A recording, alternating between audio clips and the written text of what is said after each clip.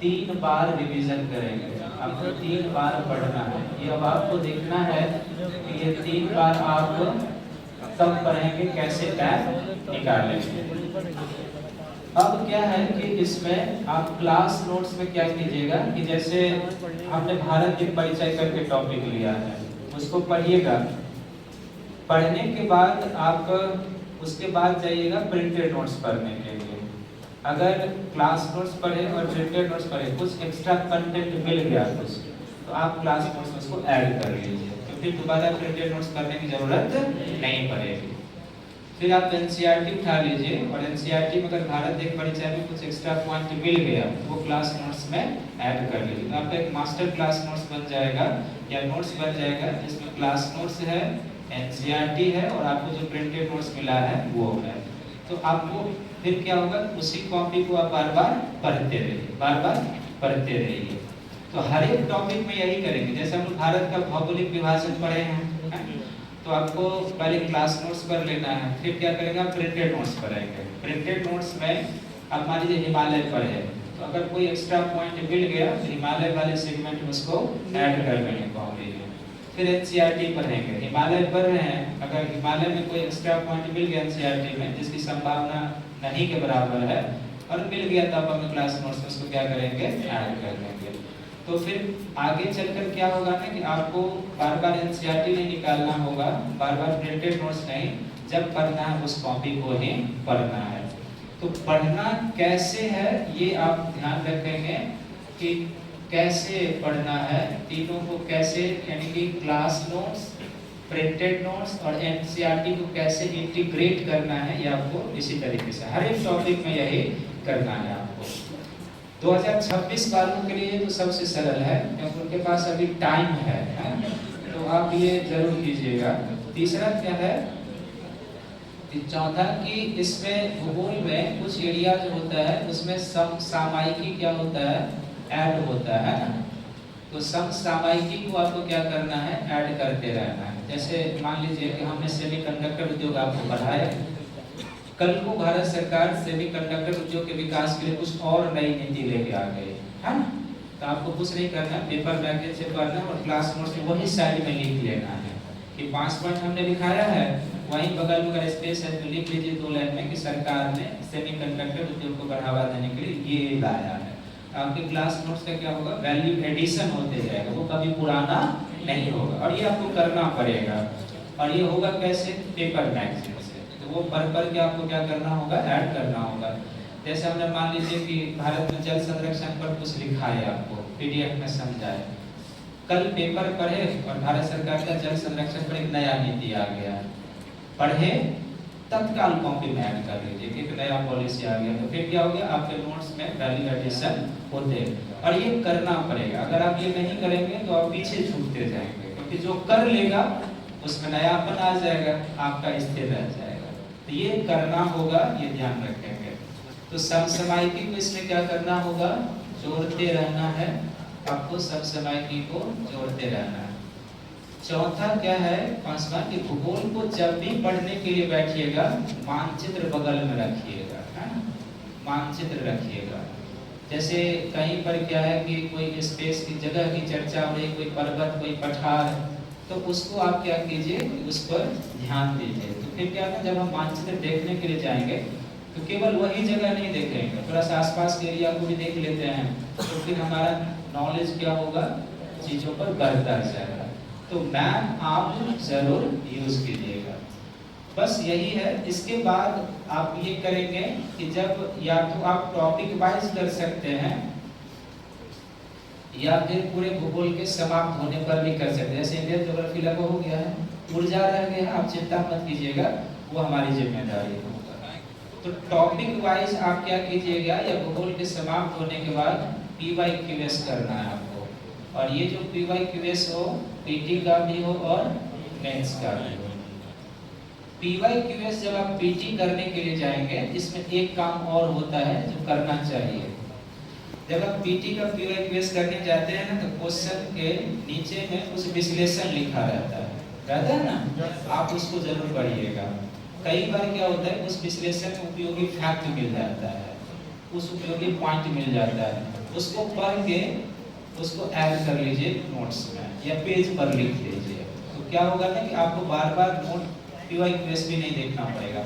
हम लोग यही करते थे कि जब PYQS बनाने जाते थे तो बनाया, चेक किया और उसके बाद उसका विश्लेषण कर लेते थे। विश्लेषण करने में जो लगा उपयोगी फैक्ट है, तथ्य है, कॉन्सेप्ट है, उसको एक पेज पर लिख लेते थे। अगर आप ये करते जाएंगे तो फिर आपके लिए मार्क बहुत सरल होना शुरू हो जाएगा। और मेंस वाला अभी तो जिनको 25 में, पीटी में तो करेंगे 25 वाले भी, मेंस में अभी आप जो 25 में देने जा रहे हैं, अगर सीरियस हैं तो आप अटेम्प्ट अभी लिखने में उतना उलझिएगा मत, क्योंकि दिसंबर बीतने आ गया है, आपके पास कुल मिला के 5 महीने के समय रह गए हैं। तो फिर भी एक क्वेश्चन जनवरी फरवरी तक कोशिश करना है लिखने का, क्योंकि अल्टरनेट आपकी सफलता लेखन पर ही निर्भर करेगी। तो एक क्वेश्चन डेली लिखना है, खुद भी मूल्यांकन करना है, यहाँ भी, यहाँ से जो सुझाव मिलेगा थोड़ा बहुत उस पर जरूर काम कीजिएगा। और उसके बाद जब आप 15-20 दिन, महीना दिन लिखते हैं तो धीरे धीरे वो सुधार होना शुरू हो जाता है। हम लोग जब पहले दूसरे क्लास में मिले थे तो क्या था कि कैसे लिखेंगे, क्या लिखेंगे, चुनौतियाँ थी कि नहीं थी?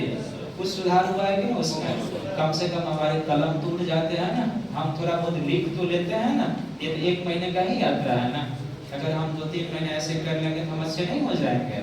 बिल्कुल हो जाएंगे। केवल लिखने की जरूरत है और जो आपको बताया जाए उस पर काम करना चाहिए। एक दूसरा क्या है कि जब आप टॉपिक वाइज PYQS कर लेंगे तो इसके बाद आपको क्या करना है, टेस्ट भी देना है ना। टेस्ट सीरीज आप जरूर दीजिए, है ना।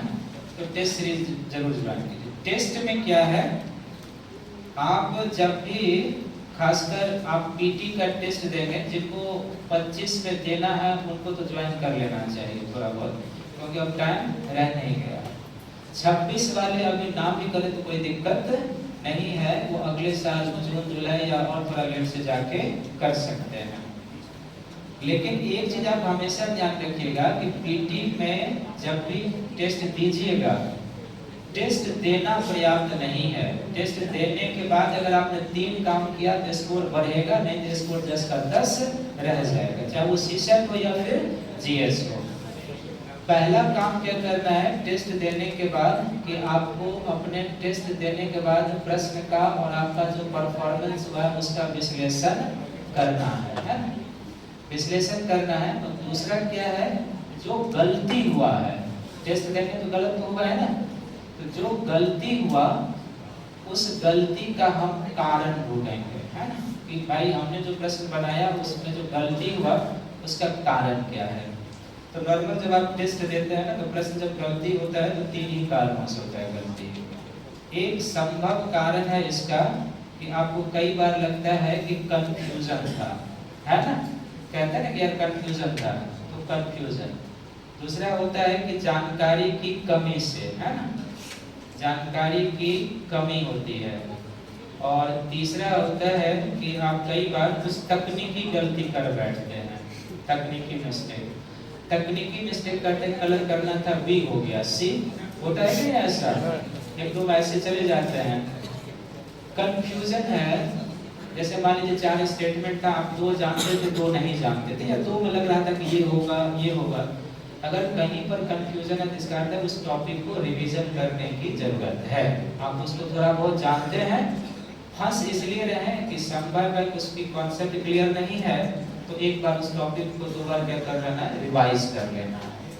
और जानकारी की कमी है तो उसमें ये भी देखना होता है कि जो प्रश्न गलत हुआ है वो किस से संबंधित है और वो एग्जाम के लिए कितना महत्वपूर्ण है। अगर एग्जाम के लिए महत्वपूर्ण है तो फिर तो जाएंगे उस पर। कई प्रश्न ऐसे होते हैं जो एग्जाम के लिए महत्वपूर्ण नहीं होते हैं। अभी जब आप इस प्रोसेस से गुजरेंगे, कारण को जानेंगे और फिर इस पर काम करना शुरू करेंगे तभी। अभी तो आपके साथ ये भी होता होगा ना कि आप 2 घंटे में 100 प्रश्न पढ़ भी नहीं पाते होंगे, होता है ऐसा? ये कैसे दूर होगा? घर पर बैठे रहने से या टेस्ट देने से? टेस्ट देने से ही दूर होगा। आप यहाँ पर 2 घंटा बैठिए कंटिन्यू, मोबाइल बंद कीजिए और देखिए कि 2 घंटा में आप 100 क्वेश्चन पढ़ पाते हैं या नहीं पढ़ पाते हैं। अगर यहाँ नहीं होगा एग्जामिनेशन हॉल में भी नहीं होगा, ये बात तय है। तो अगर आपने अपने घर और क्लासरूम को एग्जामिनेशन हॉल बना लिया और इस तरीके से आप चलेंगे तो सुधार उत्तरोत्तर होते जाएगा। तो ये टेस्ट देना है और आपको वैसे करना होता है। तो और जैसे मैथ्स में जाए तो मैथ्स का जब भी आप टेस्ट दें में भी जब वो आपको मार्क मिले तो जो सुझाव दिया गया है ना, सुझाव पर काम कीजिए कि भाई क्या दिया गया हमें सुझाव पर काम करना है, उस पर काम करेंगे तो फिर आगे बढ़ेंगे। और प्रश्न जो भी हो आप बाद में उसको फिर से फॉर्मेटिंग कर लीजिए कि जब सुझाव मिला कि ठीक है तब ऐसे प्रश्न आए तब इसका फॉर्मेटिंग कर लेंगे, तब क्या होगा ना आपको बहुत सोचना नहीं पड़ेगा, प्रश्न आया आप आराम से लिखना शुरू कर देंगे।